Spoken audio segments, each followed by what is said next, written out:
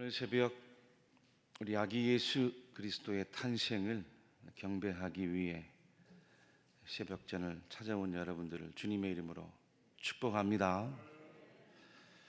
성경에도 보니까 모든 사람들이 아기 예수 그리스도의 탄생을 경배하러 온 건 아니었습니다. 좀 멀리 동방에 이방에 몇몇 박사들 그리고 성문 밖에서 밤을 지새우며 목동의 일을 하던 목자들 고작 몇 사람에 불과하지 않았어요. 하나님의 아들로 오신 예수님이시고 인류의 모든 죄를 구원하기 위해 오신 예수님이셨습니다. 구약 성경 말씀에도 여러 선지자들을 통해 이미 다윗의 아들로 다윗의 후손으로 진정한 유대의 왕으로 오시기로 약속한 예수님이셨는데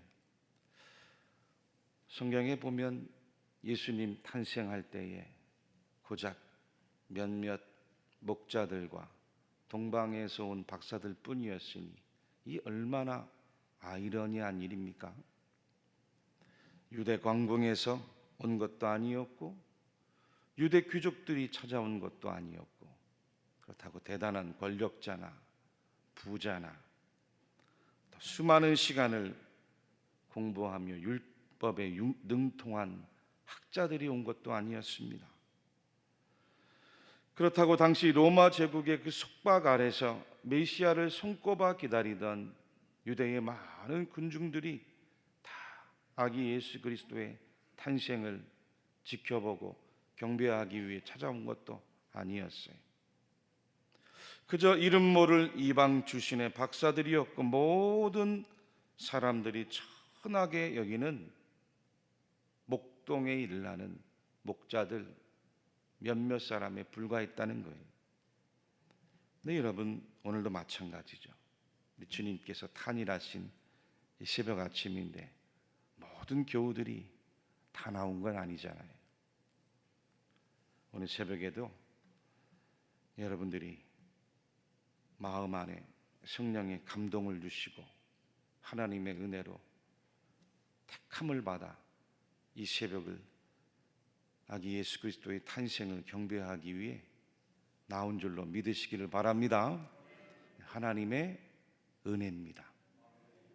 여러분들을 택하셔서 예배하라고 경배하라고 주의 종을 통해 주시는 말씀을 가서 들으라고 하나님께서 불러주신 줄로 믿으시기를 바랍니다. 하나님의 말씀은 아무에게나 주어지는 것이 아닙니다. 하나님의 자녀로 구원받고 택함 받은 자들에게 주어지는 것이고 하나님의 봉사자들로 특별히 예배자들로 사명을 받은 자들에게 하나님의 말씀이 주어지고 있음을 믿으십시오. 오늘 성경에도 1절 말씀에 그때에 라고 말씀했습니다. 아무 때가 아니에요. 그때에. 한번 따라해 볼까요? 그때에. 그때에. 그때가 어느 때였냐면 가이사 아구스토가 영을 내렸다고 했습니다. 온 천하에 호적하라고 명령을 내린 때였습니다. 가이사 아구스토는 당시 유대뿐만 아니라 세계를 지배하던 로마 황제 가이우스 옥타비우스를 말합니다.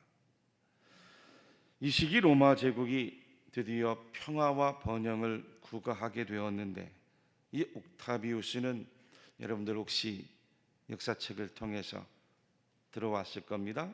왔노라 보았노라 이겼노라 로 유명한 로마 제국의 시조이죠.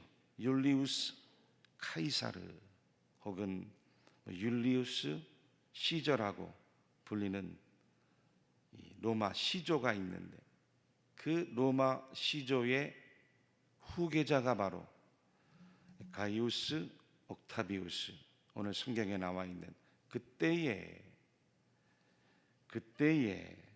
가이사 아구스토, 바로 이 사람이었어요. 이 카이사르가 로마 공화정 시대에 권력을 독차지하고 황제가 되려고 했는데 그만 실패하고 암살을 당하죠. 그리고 나서 그 후계자였던 오늘 성경에 나오는 옥타비우스가 권력 투쟁 끝에 경쟁자들을 물리치고 존엄한 자란 뜻의 라틴어 아구스토가 된 겁니다. 성경에는 아구스토, 역사에는 아우구스투스. 그리고는 로마 제국의 초대 황제가 되는, 그는 탁월한 통치력과 행정력을 가진 정치가였습니다. 이때부터 시작해서 로마 제국이 200년 동안 팍스 로마나라 해교해서 번영과 평화의 시대를 여는 겁니다.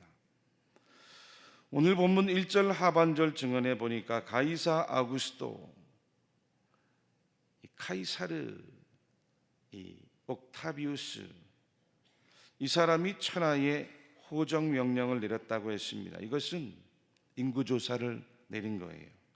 그러니까 정복한 나라들에게 지배력을 강화하고 인두세를 거둘 목적으로 호적을 명한 거죠. 2절 말씀에 이 호적은 구레뇨 수리아 총독이 되었을 때 처음 한 것이라 라고도 증언했습니다. 이 말씀도 당시 유대나라가 유대 땅을 포함해서 수리아 전 지역을 로마 정부에서 파견한 총독 이 구레뇨가 지배를 하고 있었기 때문이죠. 그러니까 로마 황제가 인구조사에 그 명령을 내린 것이 지금 수리아 지역을, 유대가 포함되어 있는 수리아 지역을 통치하고 있는 그 총독 구레뇨를 통해서 하달이 되고 시행이 되고 있는 거예요. 무슨 뜻입니까? 아기 예수님이 이 땅에 태어날 당시 세계의 역사는 굉장한 수레바퀴처럼 돌아가고 있었습니다. 로마 황제, 수리아의 총독, 또 유대의 분봉왕, 하나님의 아들로 오시는 예수님이 태어나시는데 알지 못해요. 그 누구도 와서 경배하지 않았어요. 그리고 자신들의 목적에 따라 인구조사 명령을 내렸어요. 하지만 교회 여러분들, 하나님은 그 사람들을 통해서도 하나님의 놀라운 섭리를 이루어가고 있음을 믿으시기 바랍니다. 만약 그 아구스토가 이런 명령을 내리지 않았다면 저 유대 땅 북쪽 갈릴리에 살고 있던 요셉과 마리아가 유대 땅 남쪽 지방인 베들레헴까지 내려오지 않았죠. 요셉과 마리아가 베들레헴까지 내려오지 않았다면 구약 성경에 예언한 아기 예수님이 베들레헴에 태어난다는 그 말씀이 성취될 리도 없는 거예요. 3절에서 5절 말씀입니다. 모든 사람이 호적하러 각각 고향으로 돌아가매 요셉도 다윗의 집 족속이므로 갈릴리 나사렛 동네에서 유대를 향하여 베들레헴이라 하는 다윗의 동네로 그 약혼한 마리아와 함께 호적하러 올라가니 마리아가 이미 잉태하였더라. 아멘.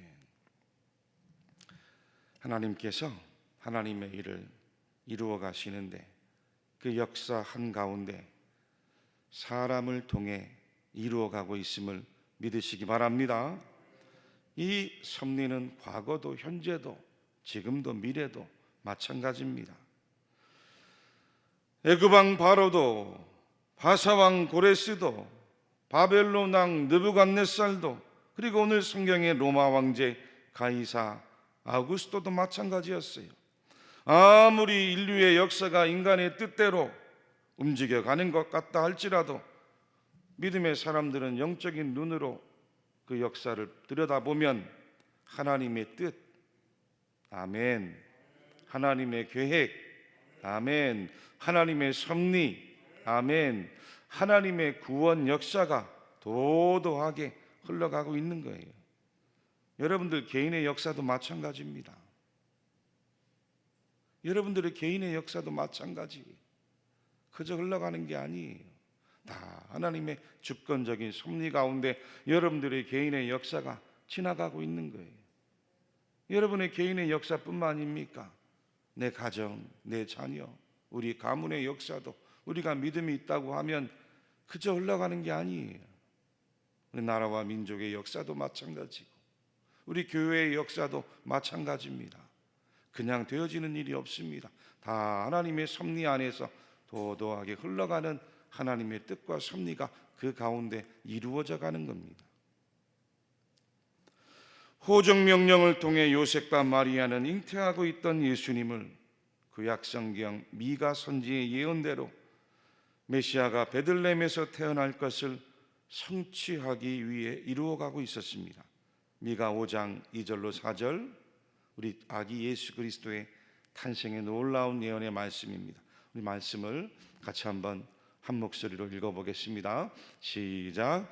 베들레헴 에브라다야 너는 유다 족속 중에 작을지라도 이스라엘을 다스릴 자가 내게로 나올 것이라. 그의 근본은 상고의 영원에 있느니라. 그러므로 여인이 해산하기까지 그들을 붙여두시겠고 그 후에는 그의 형제 가운데 남은 자가 이스라엘 자손에게로 돌아오리니 그가 여호와의 능력과 그의 하나님 여호와의 이름의 위엄을 의지하고 서서 목축하니 그들이 거주할 것이라. 이제 그가 창대하여 땅 끝까지 미치리라. 아멘. 말씀 그대로 성취하기 위해 하나님께서 사람들을 통해 역사를 이루어가는 요셉과 마리아가 아기 예수님을 해산할 때도 마찬가지였다는 겁니다. 오늘 7절 말씀해 보니 첫 아들을 강보로 싸서 구유에 누였으니 라고 말씀이 증언하고 있습니다. 얼마나 놀라운 이야기인지 알 수가 없어요. 사랑하는 교회 여러분들, 강보가 뭡니까? 강보. 이제 갓 태어난 아기를 보호하고 감싸는 부드러운 천이나 천, 조각, 혼잎을, 보자기 천을 말하죠. 여러분이 이 말씀을 대하고 묵상할 때마다 얼마나 기가 막힌 이야기인지 알 수 없어요. 하나님의 아들로 오시는, 만왕의 왕으로 오시는, 모든 인류의 죄를 담당하기 위해 이 땅에 오시는 그 존귀하신 예수님, 그 거룩하신 예수님이 이 땅에 태어나셨는데 고작 강보로 감싸 안으셨다는 거죠.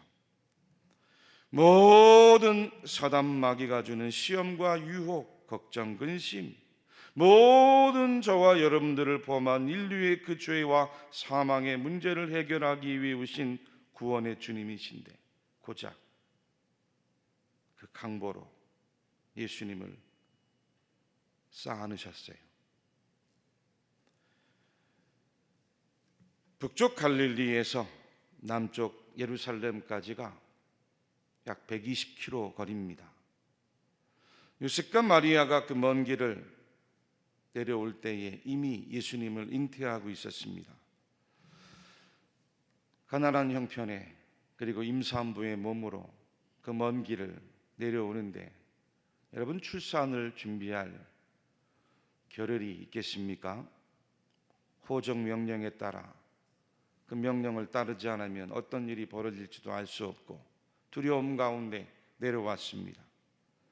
출산할 준비도 형편도 만만치 않았습니다. 강보라고 했지만 지금 우리가 가지고 있는 강보도 아닙니다. 그저 누더기와 같이 때묻고 거친 촌조각으로 만든 포대기였을 겁니다. 어느 주경신학자는 아마 마리아가 두르고 있던 옷가지를 찢어서 예수님을 감싸지 않았을까라고 이야기하기도 합니다. 바로 그런 강보로 쌓여 태어나신 분이 우리가 믿는 영광스러운 예수님이신 줄로 믿으시기를 바랍니다. 왜요? 예수님께서 친히 연약하게 강보에 쌓였듯이 연약한 저와 여러분들을 하나님의 사랑으로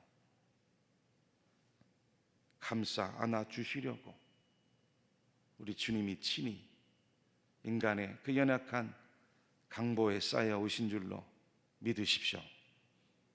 이사야 53장 말씀인데 이 말씀도 같이 한번 읽어보겠습니다. 시작.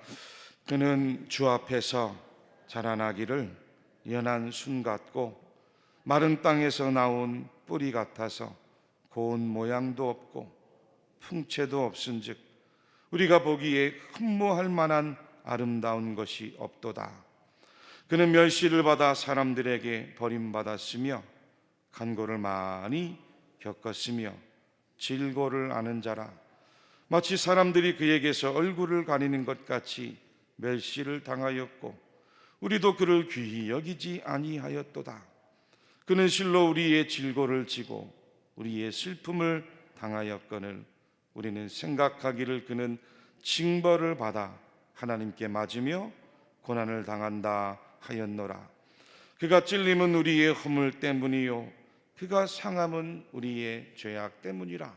그가 징계를 받음으로 우리는 평화를 누리고 그가 채찍에 맞음으로 우리는 나음을 받았도다. 아멘. 아기 예수님 강보에 쌓인 이유죠. 강보에만 쌓이셨습니까? 구유에도 누이셨대요. 구유가 뭐예요? 짐승이나 가축들이 먹이를 먹는 여물통 아닙니까?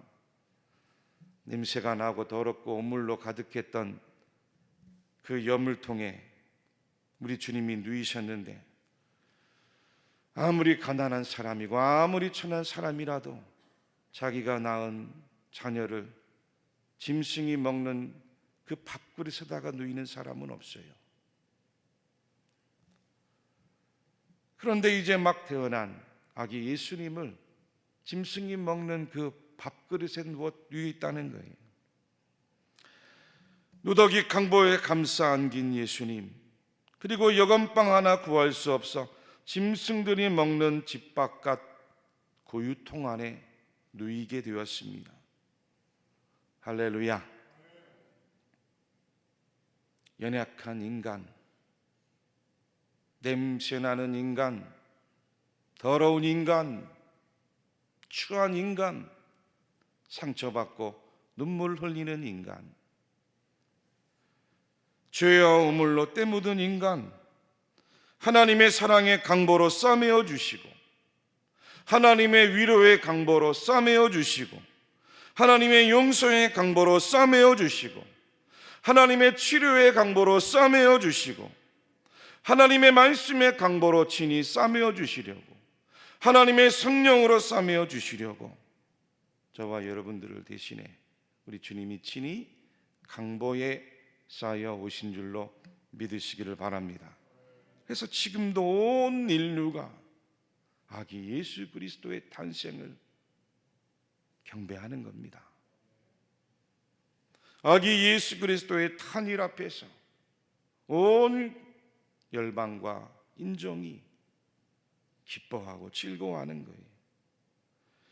모든 인류가 지금도 변함없이 아기 예수 그리스도의 탄생 앞에 엎드려 예배하는 거룩한 성탄이 바로 오늘인 줄로 믿으시기를 바랍니다. 오늘 새벽에 아기 예수님의 탄생에 경배하는 우리 성도 여러분들에게 주님이 여러분들의 인생을 성령의 강보로 싸셔서 주님이 오시는 그날까지 평강으로 인도해 가시기를 주님의 이름으로 간절히 축원합니다.